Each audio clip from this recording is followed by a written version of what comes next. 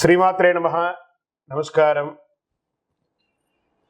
క్రోధినామ సంవత్సర ఉగాది శుభాకాంక్షలు ప్రతి ఒక్కరికి కూడా.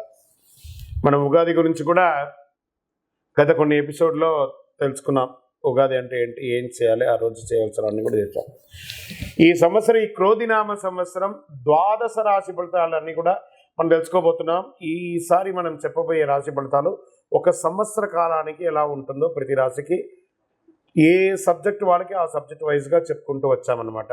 కాస్త ఓపికతో వినండి. 1 ఇయర్ది కాబట్టి కొంచెం ఓపికగా శ్రద్ధాభక్తులతో వినండి, స్కిప్ చేయకండి. చెప్తున్నటువంటి ఈ యొక్క అద్భుతమైనటువంటి 1 ఇయర్ ప్రిడిక్షన్లో మా ఛానల్ చూస్తున్న ప్రతి ప్రేక్షక మిత్రులకి పేరు పేరున మీరందరూ కూడా ఆయురారోగ్య ఐశ్వర్యాలతో ఉండాలని భగవంతుని ప్రార్థిస్తున్నాం. ఇప్పటివరకు చాలామంది మన ఛానల్ చూస్తున్నారు, సబ్స్క్రైబర్స్ తక్కువ ఉన్నారు. సబ్స్క్రైబర్స్ తక్కువ ఉన్నారు. కాస్త పక్కన చూస్తూ ఉండగా మీ చేతితో ఆ సబ్స్క్రైబ్ బటన్ కొట్టండి. ఆ పక్కన ఉన్న గంట బటన్ కూడా కొట్టేసేయండి. అన్నీ మా ప్రోగ్రాంలో అన్నీ మీకు వచ్చేస్తాయి. మీకు ఈ యొక్క రాశి ఫలితం నచ్చింది కదా, మరి నచ్చినప్పుడు మనం ఏం చేయాలి? సోషల్గా ఇంకొక 10 మందికి వేయడం. దీన్ని అలాగే ఇన్స్టాలో కానీ, ఫేస్బుక్లో కానీ, వాట్సాప్లో కానీ షేర్ చేయండి. రైట్. మరి జాతకం ఎందుకు ఈ జాతకం తెలుసుకోవాలి? గోచార గ్రహస్థితులు అన్నింటిలో దృష్టిలో పెట్టుకొని, అన్ని వర్గాల వారిని దృష్టిలో పెట్టుకొని మేము జాతకం చెప్పడం జరుగుతుంది. జాతకం పడుతున్న వర్షానికి గొడుగే కానీ జాతకం జీవితం కాదు. నేను ప్రతి నెల కూడా చెప్తుంటాను. ఇప్పుడు యొక్క సంవత్సర జాతకం కూడా చెప్తున్నాను. జాతకం ఎంత నమ్మాలో అంత నమ్మండి. మీ యొక్క వ్యక్తిగతమైనటువంటి జీవితంలో మీరు చేస్తున్న వృత్తిని గట్టిగా నమ్మండి. మీ యొక్క కులదైవాన్ని నమ్మండి. తప్పకుండా మీరు బాగా ఉంటారు. ఓకే, ఎవరెవరు తెలుసుకోవాలి? 21 సంవత్సరాల లోపు ఉన్న విద్యార్థులు, అది స్త్రీ పురుషులు ఎవరైనా జాతకం అడగకండి, చెప్పము. తర్వాత 60 సంవత్సరాల పైచిలకు వాళ్ళు అసలే అడగకండి. ఎందుకంటే మీరు గొప్ప వాళ్ళు, 60 వసంతాలు చూసుంటారు, మీకు అన్నీ తెలుసు కాబట్టి మీరు కూడా జాతకం తెలుసుకోవడం అవసరం లేదు. సాక్షాత్ మీరందరూ దైవ సమానులే. తర్వాత ఇల్లీగల్ అఫైర్స్ గురించి దయచేసి అడగకండి. గురుగారు మాకు చాలా అప్పులు ఉన్నాయండి. జాతకం చెప్పుకుంటే అప్పులు తీరదు. వ్యాపారమో ఉద్యోగమో చేస్తే అప్పులు తీరుతుంది. మీరు అప్పులు తీసుకున్న వారి దగ్గర తిరిగి ఇచ్చే శక్తి ఉంటే అప్పు చేయండి, లేదా అప్పులు తీయకండి. అలా జాతకంలో అప్పులు తీరదు. జాతకం చూసుకుంటే కష్టపడాలి.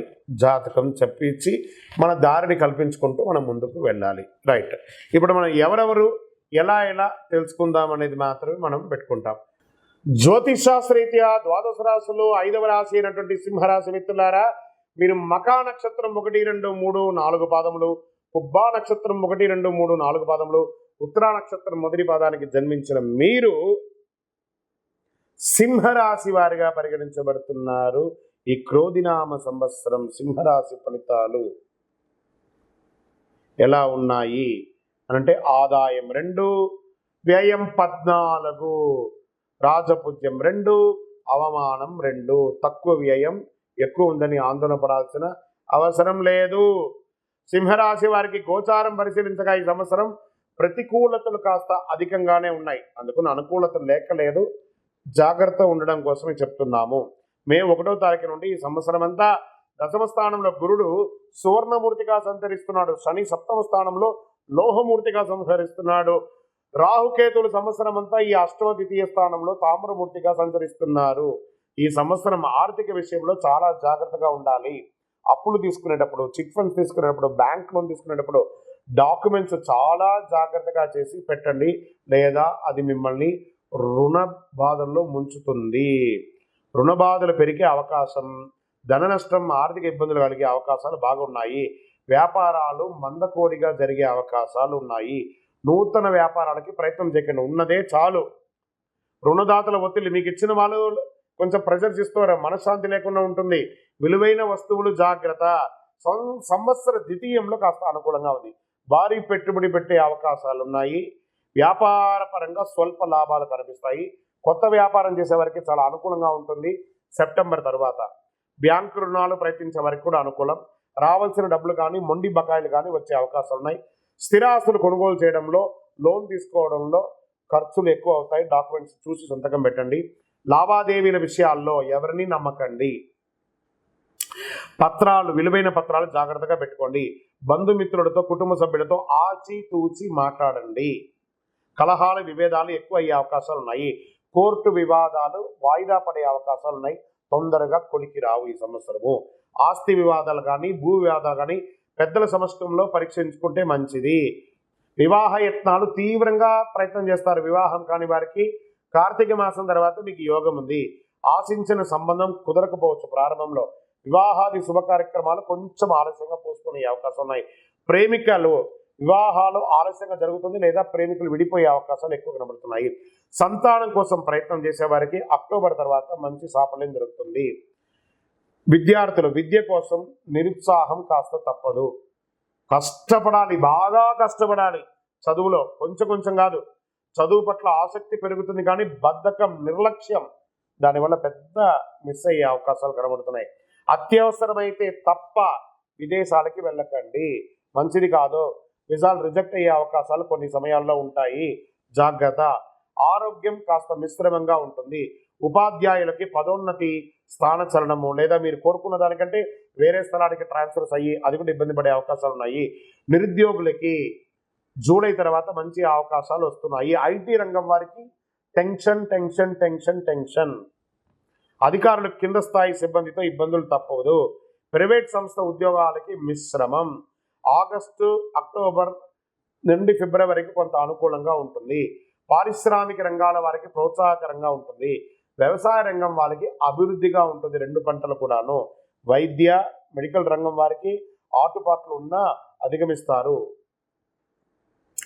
న్యాయ, సాంకేతిక, సినిమా, టీవీ, మీడియా రంగం వారికి అవకాశాలు వస్తాయి. అన్ని రంగాల వారికి మిశ్రమ ఫలితంగా ఉంటుంది. ట్రాన్స్పోర్ట్ రంగం వారికి కాస్త నిరాశాజనకంగా ఉంది. సంఘంలో గౌరవ మర్యాదలు కాస్త మిశ్రమంగా ఉంది. నూతన వాహనాలు కొనుగోలు చేయడం వల్ల ధన నష్టం కలిగే అవకాశాలు ఉన్నాయి. ప్రజాక్షేత్రంలో వెళ్ళే రాజకీయ నాయకులకి ఇదొక చిరుగడ్డు కాలం, జాగ్రత్త.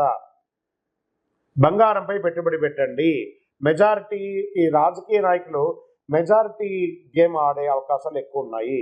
అంచనా వేయడం అంత ఈజీ కాదు, కాబట్టి జాగ్రత్త. సుబ్రహ్మణ్య స్వామి వారి ఆరాధన చేయండి. దేవాలయానికి వెళ్ళి మీ వయస్సు ఎంత ఉందో అన్ని నువ్వుల నూనెతో దీపం వెలిగించండి.